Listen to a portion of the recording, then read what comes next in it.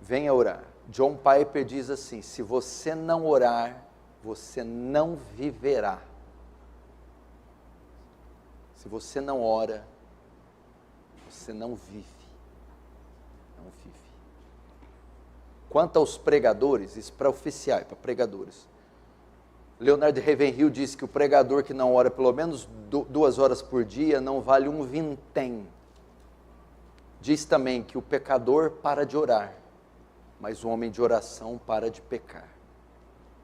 Diga-me o quanto um homem ora e eu direi o quanto ele é grande diante de Deus. Perguntaram uma vez para ele: tal pregador aí famoso, o que você acha? Você acha que ele é homem de Deus? Ravenhill respondeu: não sei, nunca orei com ele. Deixa eu orar com ele, eu vou saber. Crente que não ora está fadado à falência, ao fracasso, à queda. Não presta para muita coisa não. Precisamos orar. Paulo diz em Tessalonicenses: orai sem cessar. A.W. Tozer também diz que Deus não se curvou à nossa pressa nervosa, e aquele que quiser algo de Deus deve aprender a gastar tempo, e muito tempo, em oração. Precisamos redescobrir essa arte maravilhosa de oração. Todos os homens e mulheres que se destacaram ao longo de 2000 anos de história da igreja, pode ver qualquer um, homem e mulher, tinham algo em comum: eram homens e mulheres de oração. Oração secreta, não é aquela no almoço, ou aquela para dormir, não, ou nos cultos, é aquela com o quarto fechado, é o quarto de guerra. Precisamos redescobrir esse ofício. Por que há tanto pecado no meio do povo de Deus? Porque há tantas feridas e mágoas nos corações, porque há tanta fraqueza em cristãos. Não oram, não tem vida de oração regular, prática e intensa. Aprenda a orar, meu irmão. Aprenda a dobrar os seus joelhos.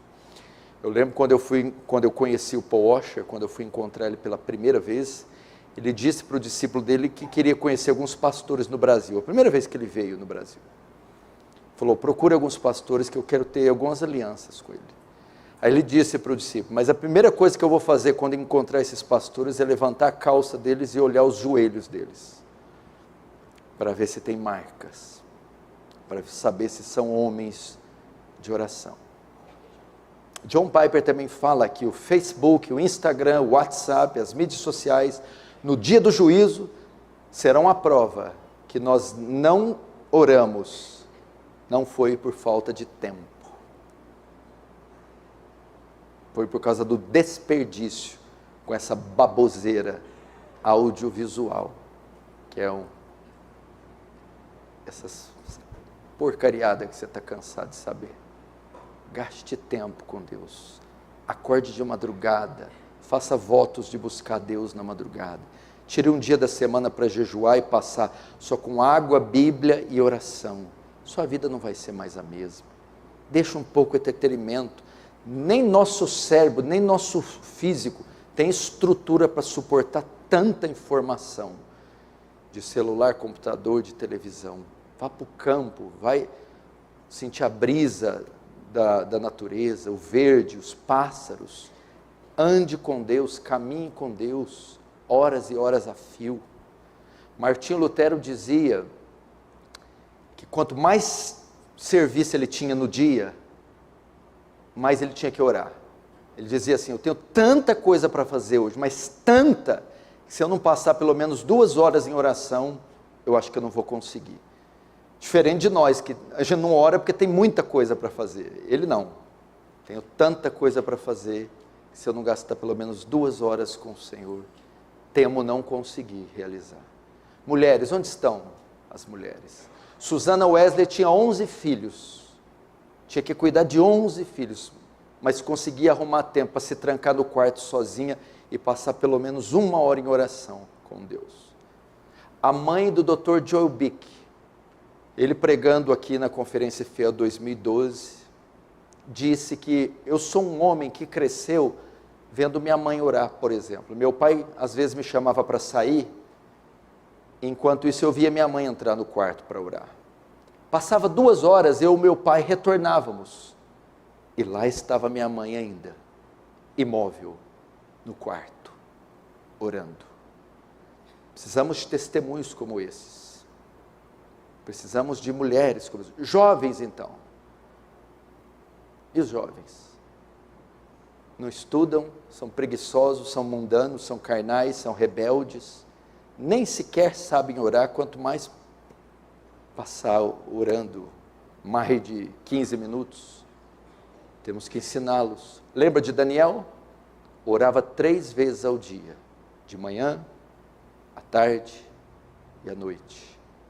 3 vezes ao dia se colocava de joelhos diante de Jerusalém para orar.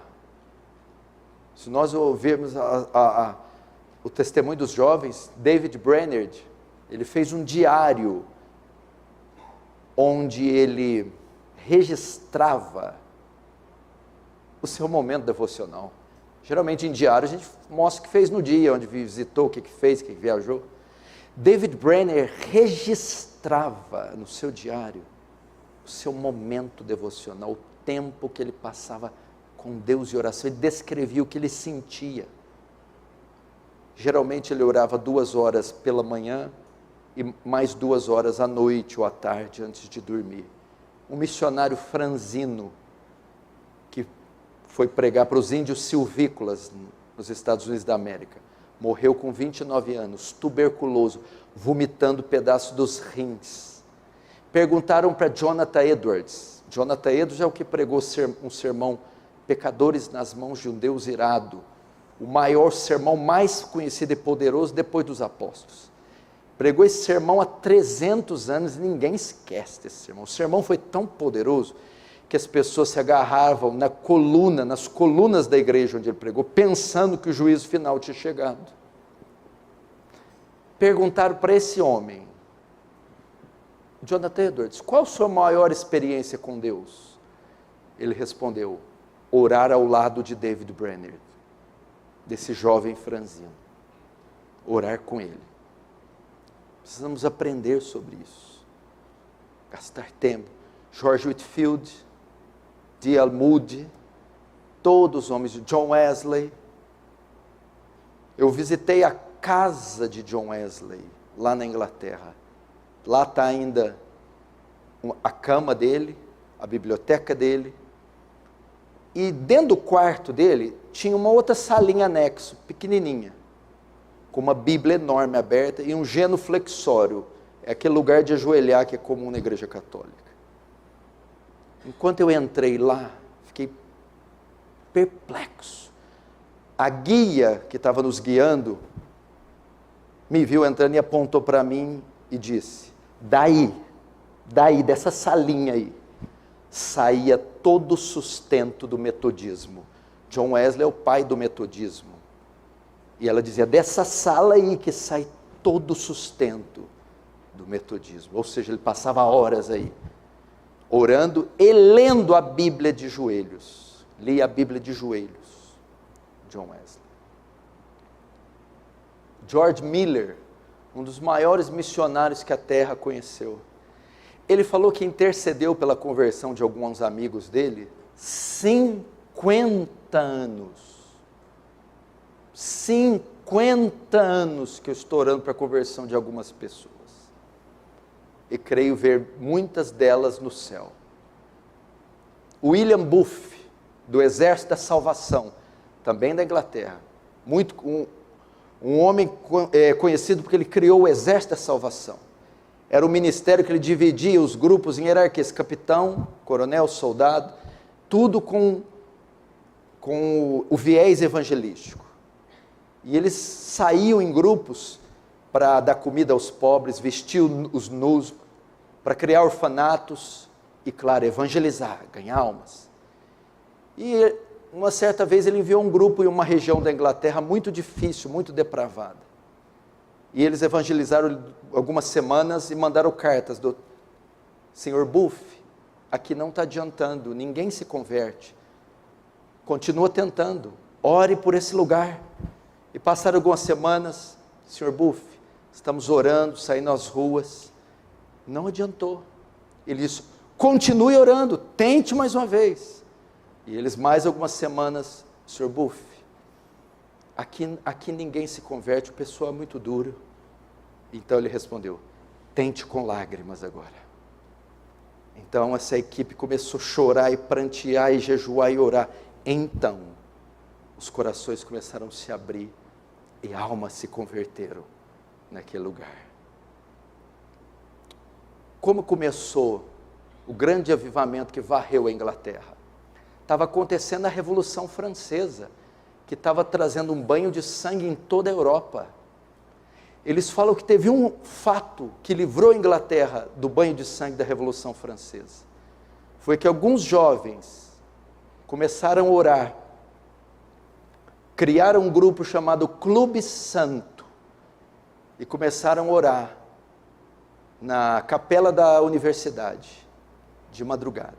Dentre esses jovens estava John Wesley, Charles Wesley e George Whitefield. E na noite de 1731 de dezembro de 1734, o Espírito Santo desceu sobre esses jovens. Então iniciou um avivamento que varreu a Inglaterra inteira, cujo maior nome foi John Wesley. Como começou? Uma meia dúzia de meninos orando de madrugada, pedindo, Senhor, me enche do Espírito Santo. Senhor, me enche do Espírito Santo. Senhor, me enche do Espírito Santo. Essa igreja, esse ministério, nasceu debaixo de oração, de muito jejum, onde eu e também um grupo de meninos passávamos madrugadas e madrugadas e madrugadas e meses e anos pedindo o poder do Espírito Santo. Eu me lembro de uma vez, vou ter liberdade de contar isso, que em um só dia eu orei 12 horas, e das 12, 8 foram ininterruptas, buscando a face de Deus. Foi o dia que Deus me concedeu graça, como quase nenhum outro dia da minha vida eu vi. Vocês precisam experimentar o que é passar tempo com Deus. Os novos que estão vindo, os oficiais, os obreiros que estão começando agora, talvez não tenham nenhuma pista do que seja isso. Esses jovens que estão vindo também, as reuniões de jovens, vocês estão longe de ser o que foi Sadraque, Mesaque, Abednego, José, Davi, 16, 15, 17 anos, faziam nações tremerem e se dobrarem diante da fé deles. Eles eram homens e mulheres de oração. Eu conheci aqui mesmo uma assembleiana, uma senhorazinha da assembleia, conheci ela, e veio a filha dela e falou assim, ó, pega amizade com ela, porque essa mulher de noite, madrugada, ela não dorme, ela passa a noite inteira orando, e você pegar amizade com ela, ela vai pegar seu nome, e ela vai ser a sua intercessora. Precisamos disso, orar. Arnold Schwarzenegger, que foi 7 vezes Mr. Olímpia, de fisiculturismo, tinha um epíteto, um slogan, uma frase, no pain, no gain, sem dor, sem crescimento. A nossa frase deve ser, no pray, no gain, sem oração, sem crescimento. Pastor, orar é fácil? Não. Orar dói. Orar requer esforço, disciplina, requer. É para qualquer um? Não é. Você já viu 10 pessoas ganhar a medalha de ouro na mesma prova? Não tem, é uma só. Tem 10 Michael Phelps? Não tem. 10 Pelé? Não tem. Quem são esses? Cheio de talento. 6 horas por dia dentro da piscina, 6 dias por semana. É isso aí que dá ouro, não é talento não. Pergunta para o Cristiano Ronaldo se é talento. Treino, disciplina. Mas eu vou ter que deixar a pizza e jejuar? A televisão para orar? Os amiguinhos, comunhão para ficar sozinho no meio do mato com Deus? Exatamente. Um atleta não faz isso? Vamos para a balada, não posso, preciso participar da Olimpíada. Vamos comer bolo de chocolate, não posso, preciso ganhar a Olimpíada. Vamos namorar, ficar, não posso, Olimpíada. Vamos acordar, dormir tarde, não posso, Olimpíada. Paulo vai falar, eles, para ganhar uma coroa corruptível, de tudo se abstém. 1 Coríntios 9. Nós, uma coroa incorruptível. Imagina, a Nádia Comaneci. Durante 4 anos essa menina treinou, não teve vida para competir numa prova de 40 segundos. Acabou. Eu não posso dedicar minha vida, não para uma prova de 40 segundos, mas para a vida eterna. Ela não é fanática, radical, doida. Essa menina não sai, não tem amigo, não paquera, não come besteira, dorme cedo, para ganhar a medalha de ouro. Aí eu, para fazer a mesma coisa, eu fazendo a mesma coisa, para ganhar a vida eterna, aí sou retardado, fanático, radical. Aliás, a maioria de nós nem tem mais esse título, né? Quem chama a gente de fanático? Que jeito! Não dá nem para ter esse título. Aprendam isso. Você quer um avivamento nessa cidade? Quer ver essas cadeiras aí cheias? Quem que está aqui? Quem que você ama que não está aqui? Teu pai? Tua mãe? Teus filhos? Tua esposa? Teu marido? Amigos, vizinhos? Colegas de trabalho? Quer vê-los aqui? Ore. Ore. Eu acho que foi Ian Bounds que diz, ore até ter orado, e ore até acabar de ter orado. Ore até conseguir orar, e ore até ter orado. Ore pela sua oração. Ian Bounds diz que demora 20 anos para preparar um sermão, porque demora 20 anos para preparar um pregador. Um sermão não prepara-se na hora. Demora-se anos.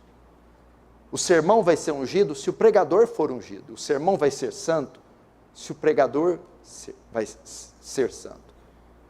Ian Bounds diz que Deus não unge igreja, Deus não unge igrejas, Deus não unge ministérios, Deus não unge métodos. Deus unge pregadores. Deus unge pessoas. Moody dizia, põe fogo no seu sermão, ou pega o seu sermão e joga no fogo. Precisamos desse fogo. Sabe o que quer dizer a palavra serafim? Aqueles que queimam, que ardem em chamas, inflamados. Sabe por que os serafins fumegam? Aquele fogo não é deles, não vem deles. É por causa da proximidade que eles têm do trono, da glória. Aquela Shekinah, aquele fogo. Eles estão tão próximos que aquilo arde, queima eles. Nós temos que ser como esses serafins. Arder, queimar, inflamar. Diante da presença de Deus, em oração. David Wilkerson. Talvez esse é o maior pentecostal que a terra já viu. Ele tem o meu respeito. É o escritor da Cruz e o Punhal. Aquele que foi evangelizar as gangues violentas de Nova York na década de 60, 70. Ele escreveu um best-seller, Cruz e o Punhal, e fundou uma das igrejas mais belas do mundo, a Times Square Church. Sabe como começou o ministério desse homem?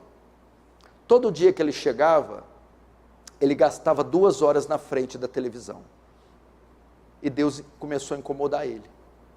Então ele falou assim, eu vou anunciar essa televisão no jornal, e se eu conseguir vender isso agora, eu vou me dedicar às 2 horas que eu gastava com a televisão em oração.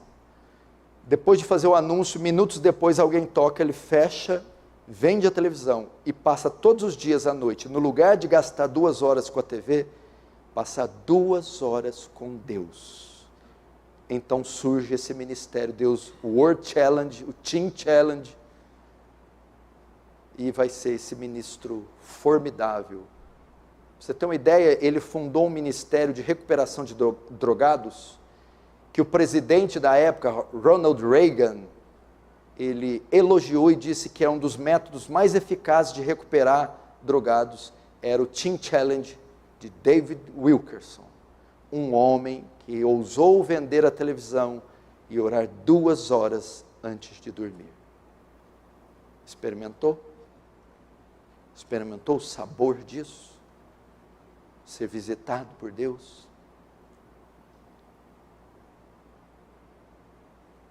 A igreja fica aberta todo dia, de segunda a sexta, das 6 às 9, fica aqui aberto, com um oficial intercalando de semana em semana. Para quê? Para dar uma opção para aquele que não tem um lugar secreto, reservado, para orar aqui. Então, das 6 da manhã às 9, aberto. Então, aquele que quer, antes da faculdade, do trabalho, da fábrica de sapato, antes da universidade, vir ter um tempinho aqui com Deus, está aberto. É ridículo o número de pessoas que vêm. Extremamente pequeno. Quarta-feira, razoável, vigília também. Vamos aprender a prática do exercício espiritual mais elevado que existe. A oração. Quer deixar de ser carnal? Ore. Quer vencer as tentações e o fascínio pelo mundo? Ore.